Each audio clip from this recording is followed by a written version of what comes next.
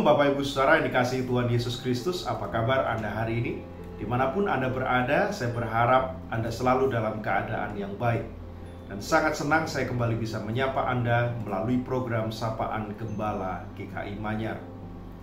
Saudara yang dikasihi Tuhan, sebagai seorang pendeta jemaat, saya mengamati bahwa salah satu perkataan yang paling sering saya dengar dalam kehidupan bergereja atau dalam kehidupan berjemaat adalah kira-kira kalimat yang seperti ini.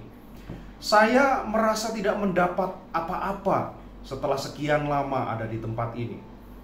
Saya merasa tidak mendapat apa-apa di sini. Saya merasa tidak mendapat apa-apa di gereja ini dan lain sebagainya.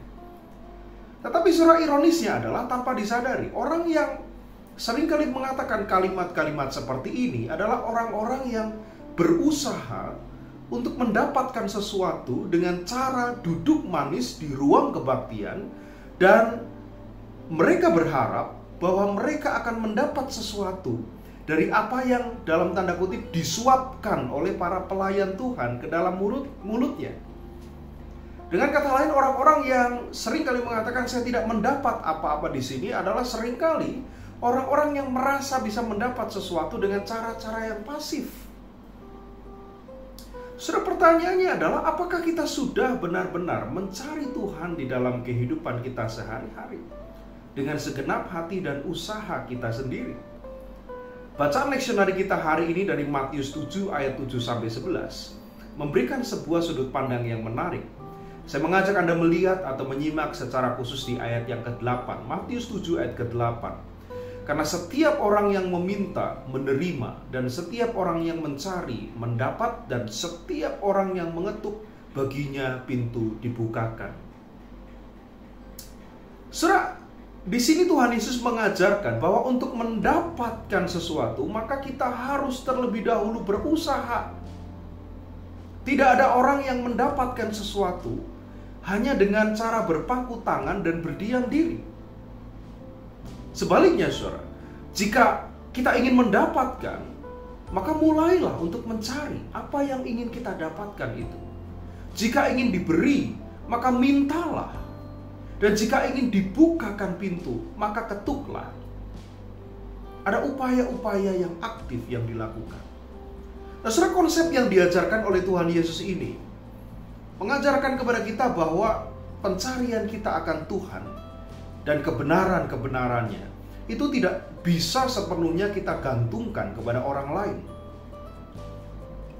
Kalau kita rindu mendapatkan kebenaran, pertanyaannya, apakah kita sudah berusaha untuk menggali dan menemukan kebenaran itu secara mandiri? Kita berusaha menemukan kebenaran itu secara mandiri.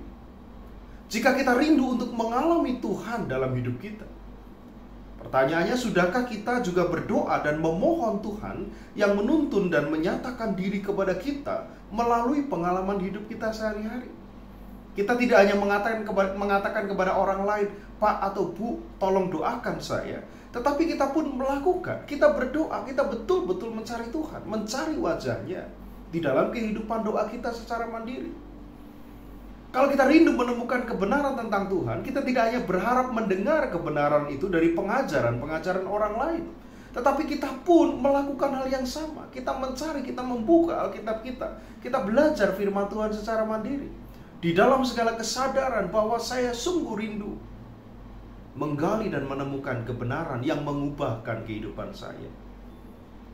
Kalau kita rindu bertumbuh di dalam iman, pertanyaannya, sudahkah kita juga mengambil bagian secara aktif dan partisipatif di dalam pekerjaan-pekerjaan Tuhan yang melatih otot-otot rohani kita? Saudaraku, Yesus mengajarkan, mencari dan menemukan adalah sebuah kesatuan yang tidak dapat dipisahkan dalam kehidupan orang percaya.